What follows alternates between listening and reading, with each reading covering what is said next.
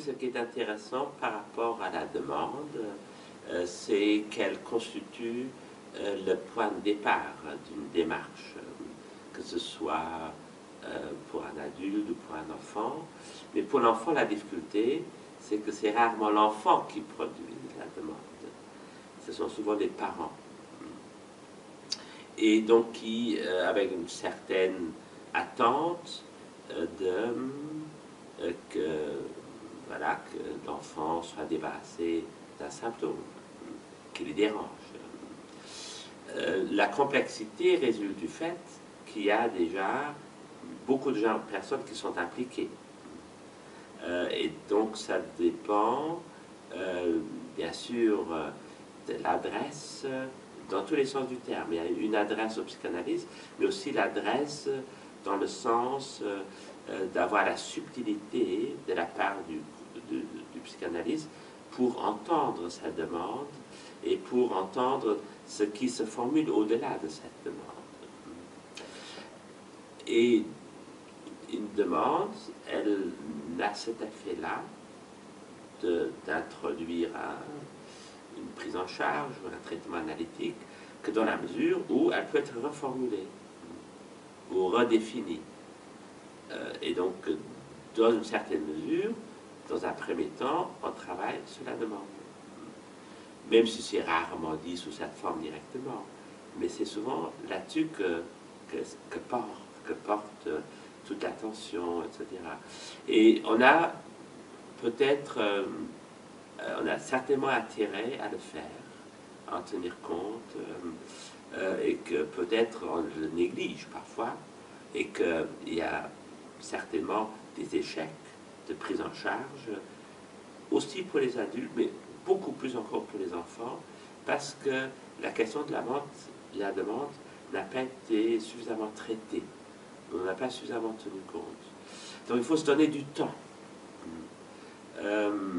pour éviter que très rapidement ça dérape. Parce qu'il est évident que si on accorde aussi la parole à l'enfant, ce qui est quand même le but d'une psychanalyse, aussi petit soit l'enfant.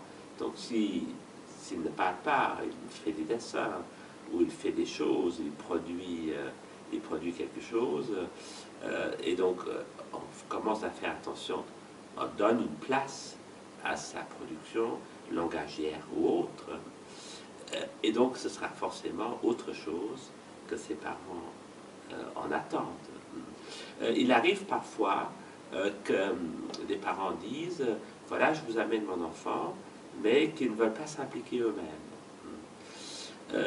Mais ce qui est encore beaucoup plus fréquent, c'est que les parents s'impliquent trop.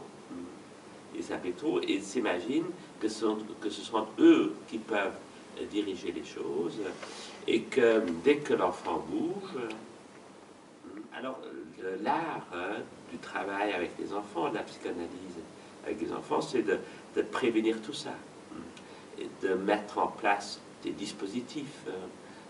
Et bien sûr, c'est l'expérience qui joue un très grand rôle, mais on pourrait s'imaginer que pendant tout un premier temps, on travaille surtout à préciser la demande, avant d'aller plus loin, parce que tout y est déjà dans cette demande. Alors, on le sait que l'enfant est souvent le dépositaire d'un symptôme.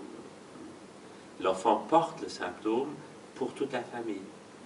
Et donc, et de ce fait-là, il fait partie d'un équilibre familial. Il contribue à l'équilibre familial. Et que si l'enfant bouge, l'équilibre est mis en cause. Il y a quelque chose d'autre qui va apparaître. Et donc, c'est très justement remarqué que, par exemple, les difficultés scolaires peuvent très souvent cacher autre chose. On parle de difficultés scolaires parce que c'est encore relativement neutre et que c'est une difficulté qui apparaît en dehors de la famille. C'est sur le plan scolaire qu'il y a une attente vis-à-vis de l'enfant. On demande quelque chose, c'est de nouveau la question de la demande qui intervient. On demande quelque chose à l'enfant sur le plan scolaire. Mais les difficultés qui apparaissent sont souvent liées à d'autres difficultés. Alors on peut bien sûr s'imaginer différents cas de figure. Je le dirais de façon tout à fait générale, parce que comme on parle justement ici de l'école, l'école est une autre forme d'institution. Il a des questions d'institution tout à l'heure.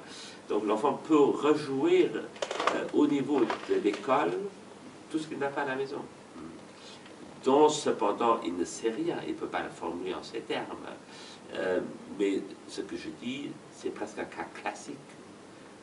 C'est des difficultés qui apparaissent, qui peuvent aussi être des difficultés de comportement, pas forcément d'apprentissage, mais de langage ou autre. Ces difficultés, souvent, signalent autre chose. Il y a autre chose qui se produit sur le plan familial. Pour certains, souvent quelques entretiens permettent d'introduire de la clarté, de faire bouger les choses. Pour d'autres, c'est beaucoup plus complexe parce que ça remonte à des difficultés plus anciennes. Et de façon générale, on peut dire que c'est dans la mesure où l'enfant n'est pas assuré de sa place dans sa famille. Que c'est dans cette mesure-là qu'il a aussi beaucoup de difficultés à trouver sa place à l'école, dans un collectif, dans un groupe, et aussi sa place par rapport à un autre qui lui enseigne. Et les difficultés de la transmission qui se produit sur le plan familial peuvent tout à fait se reproduire sur le plan scolaire. Transmission de savoir, parce que l'enfant ne se sent pas concerné. C'est-à-dire que ce n'est pas qu'il n'a pas les moyens, mais souvent il ne se sent pas concerné par ce qui s'y passe, par le savoir qui est enseigné. Donc ce temps de la demande me paraît quelque chose d'absolument indispensable. Là, pas pour résoudre les difficultés, mais pour pouvoir commencer à les aborder. Et souvent, quand on a déjà trouvé ce premier pas, ce premier chemin, le reste devient abordable. On peut parler des autres difficultés, mais il faut trouver un point de départ.